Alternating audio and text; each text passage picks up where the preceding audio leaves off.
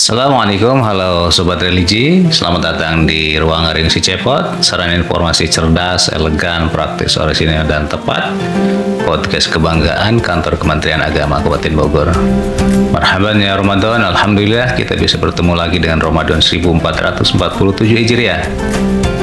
Sungguh beruntung karena kita bisa menjalani ibadah Ramadan dalam kondisi sehat dan semangat.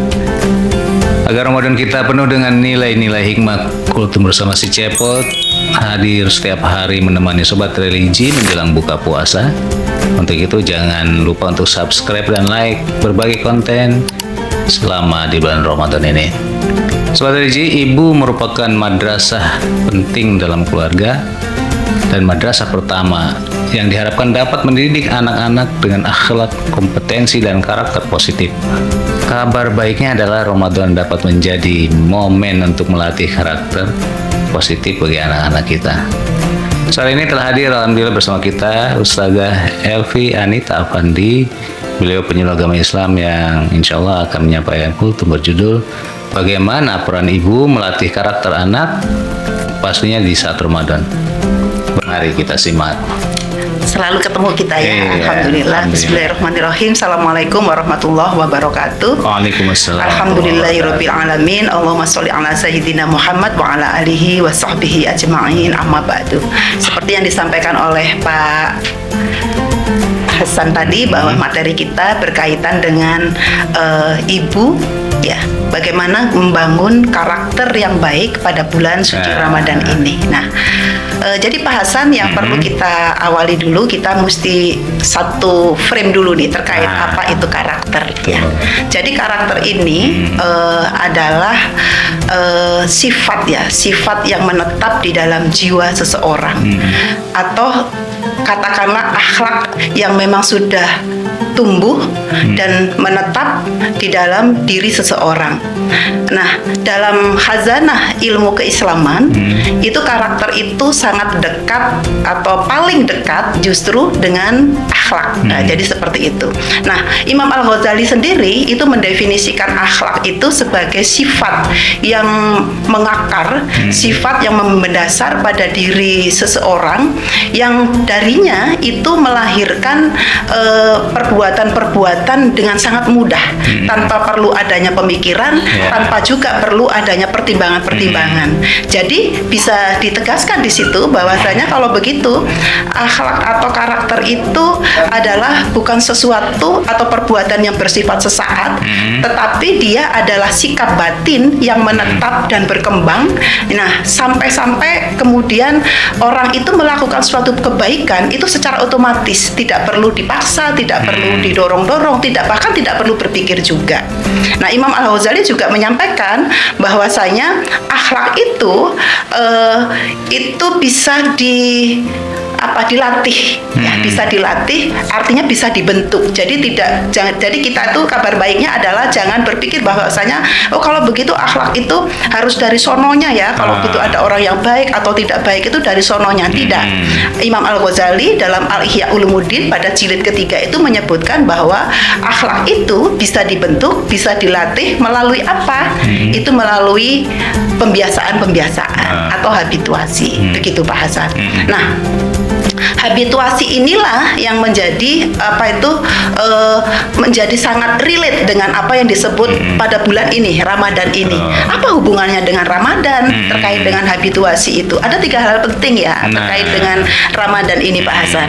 Yang pertama, bukankah Ramadan itu dihukumi wajib? Betul. Ya, sehingga siapapun, apapun alasannya, sepanjang tidak ada alasan syar'i yang menggugurkan kewajiban puasa itu, maka mau tidak mau seseorang harus melaksanakan apa yang menjadi syariat daripada puasa tersebut, baik itu syaratnya maupun rukun-rukunnya. Bahkan bila perlu sunnah-sunnahnya atau keutamaan-keutamaan itu untuk memaksimalkan keutamaan hasilnya pada diri seseorang, maka itu harus dilaksanakan secara maksimal. Satu, tadi wajib. Apa yang membuat relevan sekali pendidikan karakter anak itu pada bulan Ramadan itu? Satu, bahwa itu wajib, karena wajib mau tidak mau. Yang kedua adalah kita ingat bahwasanya Ramadan itu dilaksanakan sebulan penuh. Betul. Ingat tadi Imam Al-Ghazali mengatakan bahwasanya pembentukan akhlak atau karakter itu bisa melalui latihan atau habituasi. Bagaimana mungkin kita tidak dilatih dalam Ramadan? Kita itu berturut-turut selama 30 hari itu melakukan hal-hal yang menjadi syariat di dalam puasa itu. Jadi mengulang secara ajak, secara istiqomah, tidak boleh dijedah. Misalnya dijedah saya latihan sekian 5-10 hari, saya berhenti dulu deh, tidak bisa seperti itu. Jadi terus menerus. Yang ketiganya kenapa sangat relate dengan Ramadan? Karena Ramadan ini bukan semata puasa fisik, tetapi juga puasa batiniah. Sehingga orang yang tadinya mungkin berniat untuk makan, kemudian harus ditahan dulu makannya. Padahal boleh miliknya sendiri makanan tersebut. Di situ ada latihan menahan, latihan mengendalikan, latihan kedisiplinan, latihan kejujuran, dan banyak nilai-nilai kebaikan itu dilatih di dalam bulan Ramadan. Orang bisa saja berlatih di luar Ramadan. Kalau tidak diwajibkan, bisa saja orang itu 5 hari kayaknya capek deh. Nah, seperti itu mungkin ya. Lalu tapi tidak bisa dengan Ramadan. Dia harus berulang-ulang 30 hari. Nah, menurut para pakar, latihan pembiasaan selama 30 hari itu adalah frekuensi yang sangat tepat ya, secara ilmiahnya penjelasannya begitu, untuk melakukan pembiasaan sehingga value baik itu menjadi kebiasaan. Contoh kecil saja Pak Hasan, terkait jujur.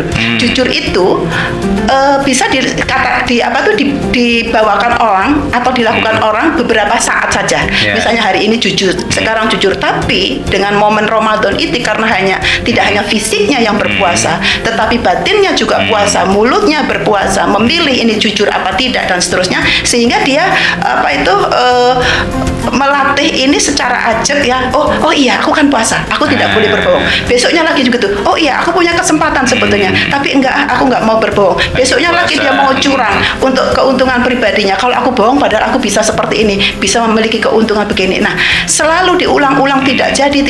Jadi tidak hanya merutinkan kebaikan, termasuk juga menggagalkan keburukan-keburukan, itu dilatih banget di dalam bulan Ramadan itu.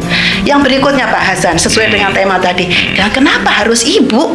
Apakah ini urusan ibu doang, ya kan? Nah, apa rahasianya? Apa ini? Kenapa harus ibu ini? Apa iya sih harus ibu saja? Nah, ini perlu diluruskan ya. Sebetulnya pertanyaan apakah itu harus ibu? Apakah itu tanggung jawab semata-mata ibu? Sebenarnya tidak.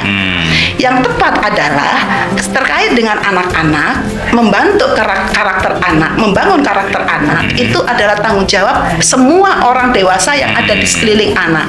Namun perlu dicatat bahwasanya ibu, ya kan, ibu bahkan dibanding ayah sekalipun itu tentu frekuensinya berbeda.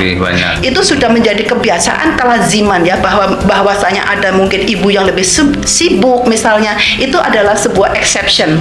Kebanyakan masyarakat di Indonesia, bahkan di dunia mungkin ya, itu rata-rata ibulah yang paling dekat dengan anak, sehingga ini kemudian bukan terkait lebih penting atau tidak lebih penting, atau ayah kayaknya kurang penting, tidak seperti itu konteksnya. Nanti kita akan terjerumus ke arah ibu sentris nanti ya. Tetapi teman-teman semuanya, sahabat religi semuanya, ini sangat berkaitan dengan seberapa sering frekuensi yang paling sering orang dewasa itu yang sering berinteraksi dengan anak. Tentu saja ibunya. Nah, ini tidak ada kaitannya dengan peran kompetitif antara ayah dengan ibu, tapi lebih kepada peran yang sifatnya komplementer, saling melengkapi, di mana ibu yang secara emosional ya kan, mungkin juga hal-hal kecil, selalu anak-anak itu lebih sering mengeluhkan kepada ibunya. Kenapa? Karena biasanya ibulah yang lebih sering atau lebih lebih tepatnya itu berinteraksi dengan anak-anaknya, sehingga karena sering berinteraksi, anak-anak secara emosional memang lebih senang curhat bersama ibunya. Jadi seperti itu Pak Hasan. Nah, ini teman-teman semuanya, saya pikir penting ya menjadi perlu kita highlight bersama bahwasanya ibu di sini memiliki kesempatan yang besar terhadap pendidikan karakter anak-anaknya di bulan suci ini untuk bisa melatih hal-hal yang sifatnya baik terhadap anak-anak kita. bahwasanya anak-anak melakukan kesalahan itu kan persepsi orang dewasa ya. Padahal itu sebetulnya mungkin bukan kesalahan, tetapi itu adalah naluri dasar anak, sifat dasar anak, yang Ramadan itu bukan untuk menghapus sifat-sifat dasar yang dipandang salah oleh orang dewasa, tetapi sebetulnya itu adalah bukan untuk dihapuskan, tetapi lebih tepatnya untuk diarahkan, untuk dibimbing oleh siapa? Oleh para orang dewasa. Jangan sampai kita menilai si anak mungkin emosi, mungkin anak tantrum, mungkin anak mohon maaf berbohong misalnya, itu kemudian orang dewasa memandang itu, mengklaim sebagai kesalahan, kok anak saya begini ya. Ingat bahwa itu sebetulnya bukan watak dasar mereka. Perlu bimbingan orang dewasa untuk mereka mengenali bahwa ini baik ataukah salah, bahwa ini apakah ini kurang baik, apakah ini sopan, ini tidak sopan, apakah ini dibenarkan dan seterusnya. Itu perlu bimbingan orang-orang dewasa, karena mereka tidak bisa mengenali dirinya sendiri. Mereka juga baru belajar menapakah itu. Maka bimbingan dari orang dewasa di sekitarnya, terutama ibu sebagai madrasatul ula, kata Pak Hasan tadi, madrasah pertama itu sangat penting sekali. Saya pikir itu Pak Hasan ya, poin pentingnya untuk sore hari ini, karena memang waktunya, jadi kita tidak bisa berpanjang lebar membahas terkait ini. Tapi saya pikir itu cukuplah untuk bekal kita, bagaimana lebih bersabar lagi membimbing anak-anak kita dalam mendidik karakter yang baik di bulan suci Ramadan ini. Itu aja Pak Hasan ya. Terima kasih. Oh ya, untuk sahabat religi, saya pikir itu cukup dari saya. Mudah-mudahan yang sedikit tadi bermanfaat. Assalamualaikum warahmatullahi wabarakatuh. Waalaikumsalam warahmatullahi wabarakatuh. Alhamdulillah sobat religi, kultum yang luar biasa menginspirasi telah disampaikan oleh Ustazah Elvi Anita Afandi.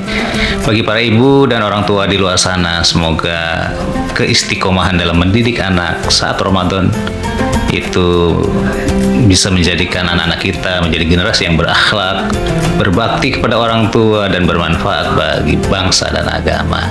Selamat menyambut buka puasa dan sampai jumpa dalam kultum bersama si Cepot podcast berikutnya. Wassalamualaikum warahmatullahi wabarakatuh. Waalaikumsalam warahmatullahi wabarakatuh.